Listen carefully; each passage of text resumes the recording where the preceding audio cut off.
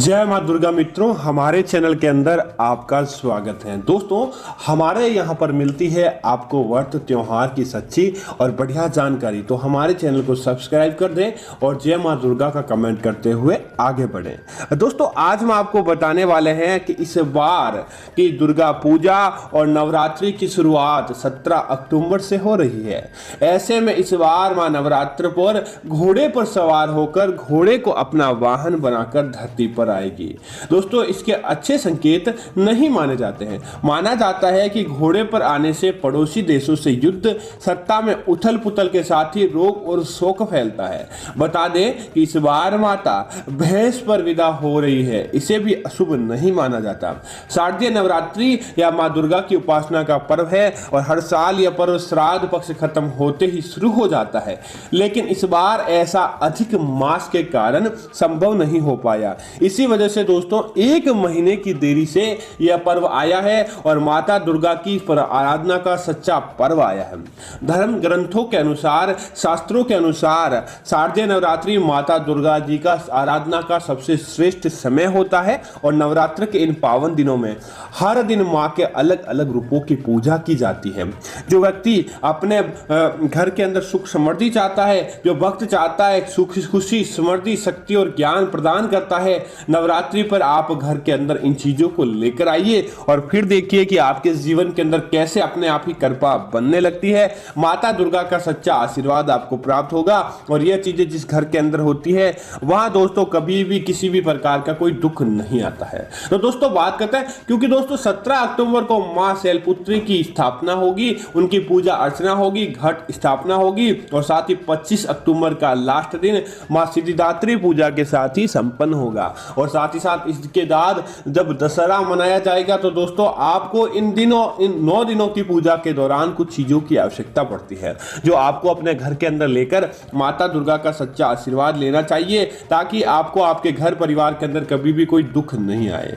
दोस्तों, नवरात्रों के दौरान आपको इन चीजों को जरूर खरीदना चाहिए और बहुत ही शुभ और फलदायी माना गया है। तो बात करते हैं सबसे पहली चीज की।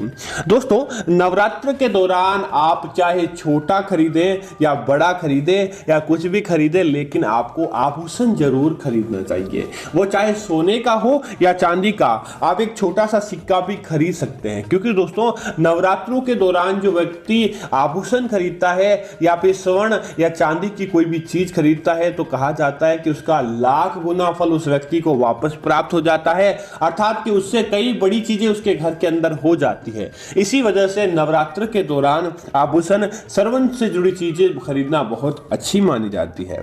दोस्तों, इसी तरह अगर आप लंबे समय से कोई घर के अंदर कोई चीज लाने का सोच रहे थे, चाहे वह इलेक्ट्रॉनिक की चीज हो या आपके घर के काम की चीज हो या दोस्तों कुछ भी ऐसी चीज जिसको आप लाने का मन बना रहे, आप वाहन भी लेकर आ रहे थे, तो आपके लिए बहुत ही अच्छा समय होता है। नवरात्रि के 9 दिन सर्वार्थ सिद्ध योग होते हैं और साथ ही साथ आप इन दौरान कोई भी चीज अपने घर के अंदर लेकर आते हैं तो आपको उस चीज के अंदर कई गुना फायदा देखने को मिलता है। वह चीज आपके नुकसानदायक नहीं होती और बहुत ही अच्छा और शुभ समय हो जाता है। दोस्तों, इसी तरह नवरात्रि के दौरान आप क्या करें, अगर आपके घर के अंदर कोई पुरानी मूर्तियां खंडित हो चुकी है तब आप क्या करें, उन खंडित मूर्तियों को तुरंत प्रभाव से हटा दें और माता जी के लिए आप नई चीजें लेकर आए। माता जी की नई चीजें, नई मूर्तियां आप अपने घर के अंदर लेकर आ सकते हैं और उन्हें स्थापित कीजिए। फिर देखिए कि आपको कितना फायदा प्राप्त होता है। माता दुर्गा की कृपा आपके जीवन के अंदर देखने को मिलेगी। दोस्तों, इसी तरह नवरात्रों के दौरान आप अगर माता दुर्गा के घट की स्थापना करते हैं तब आपको माटी का कुल्हड़ का जो बना आता है वह पात्र आपको अपने घर के अंदर जवारे उगाने के लिए शुद्ध मिट्टी और वह पात्र जरूर लेकर आना चाहिए, जिसके अंदर आपको जवारे उगाने चाहिए। कहा जाता है और ऐसी मान्यता है कि 9 दिनों के दौरान जवारे जितने ज्यादा हरे भरे और लंबे होते हैं वह आपके आने वाले अगले साल का पूरा आइडिया आपको दे देते हैं कि आपका आने वाला साल कैसा रहने वाला है। है और जितने ज्यादा हरे भरे और लंबे जवारे होते हैं, समझ लीजिए सुख समृद्धि भी आपके घर के अंदर ऐसी ही बढ़ने वाली है। तो इन चीजों का प्रबंध आपको अपने घर के अंदर जरूर कर देना चाहिए दोस्तों। इसी तरह माता दुर्गा जो कि हर ग्रुपों के अंदर वह सुहागिन है और वह सुहागिनों पर मेहरबानी करती है, सुहागिनों को सच्चा आशीर्वाद देती है।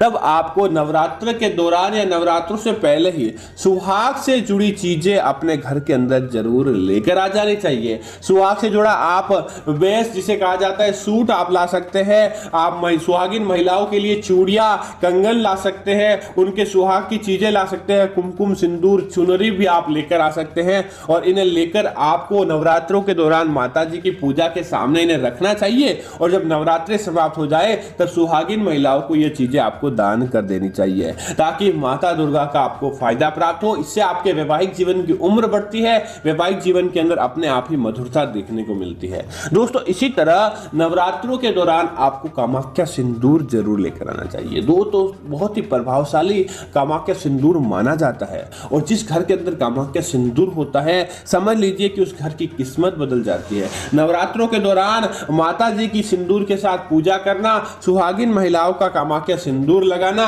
और साथ ही साथ घर के प्रत्येक सदस्य का कामाख्या सिंदूर के साथ तिलक करना, समझ लीजिए कि नवरात्रि के दौरान आपके अंदर इतनी सकारात्मकता आ जाती है कि पूरे आने वाले समय के अंदर आपको किसी भी प्रकार की कोई समस्या नहीं होती। तो साधारण सिंदूर हो तो भी आप लेकर आ जाएं, लेकिन कामाख्या सिंदूर आप नवरात्रों के दौरान अपने घर के अंदर जरूर लेकर आएं और फिर माता लक्ष्मी की आप और माता दुर्गा की आपको कृपा देखने को मिलेगी दोस्तों। इसी तरह पूजा पाठ से जुड़ी जो भी चीजें होती है जैसे कि लाल धागा हो गया, हाथ में पहनने का कलावा, काला धागा हो गया, पूजा की कोई घंटी खराब हो गई वह हो गया, दीपक हो गया या पूजा पाठ से जुड़ी मंत्रों की किताबें हो गई, उन चीजों को आप नवरात्रि के दौरान अपने घर के अंदर फिर लेकर आइए और देखिए कि पूरे साल भर आपके घर के अंदर कैसे सुख समृद्धि ऐश्वर्य बना रहता है, क्योंकि साक्षात माता दुर्गा इन चीजों के साथ आपके घर के अंदर प्रवेश करती है और माता दुर्गा की कृपा आपके जीवन के अंदर देखने को मिलती है। महागौरी को प्रसन्न करना है तो आप महागौरी से जुड़ी चीजें अपने घर के अंदर लेकर आए,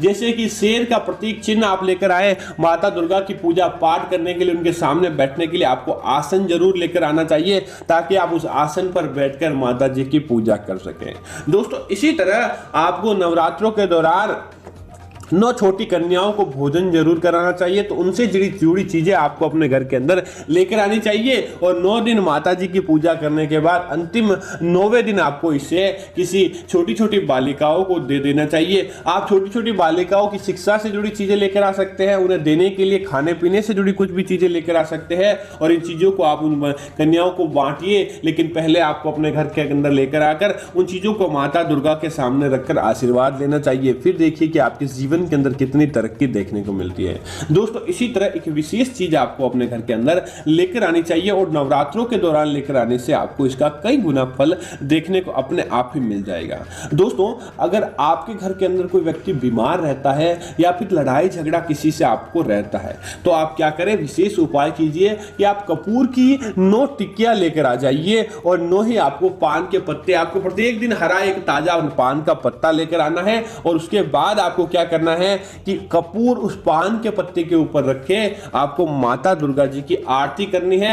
आपको प्रतिदिन सुबह और शाम भी कर सकते हैं, तो आप संख्या के अंदर ज्यादा लेकर आ जाए, लेकिन सुबह के समय आपको जरूर करनी है। उसके बाद आप उस कपूर और पान को संपूर्ण घर के अंदर आपको घुमाना होगा ताकि माता दुर्गा का सच्चा आशीर्वाद आपको प्राप्त होगा। माता दुर्गा की आपको अखंड कृपा देखने को मिलती है, क्योंकि नवरात्रों के दौरान माता जी की कोई भी कपूर के, क्योंकि माता जी को कपूर की आरती बहुत ज्यादा, धूप धुनी आदि बहुत ज्यादा पसंद है और अगर आप कपूर की आरती अपने घर के अंदर करते हैं तो इन 9 दिनों के अंदर आप सकारात्मक माहौल बना लेंगे और इस सकारात्मक आवरण की वजह से आपके घर परिवार के अंदर अपने आप ही खुशियां देखने को मिलती है, माता जी का सच्चा आशीर्वाद आपको देखने को मिलता है दोस्तों। इसी तरह नवरात्रों के दौरान आप क्या करें कि 7 प्रकार के अनाज लेकर आ जाए, जो कि 7 अलग अलग धान हो। आप 1/4 किलो भी ला सकते हैं, 1 किलो भी ला सकते हैं, 10 किलो भी ला सकते हैं। आप अपने सामर्थ्य के अनुसार 7 धान लेकर आएं और इन 7 धानों से माता दुर्गा जी का अभिषेक करें, उनकी पूजा करें और पूजा के समय वह 7 धान आपको माता जी को चढ़ाना चाहिए।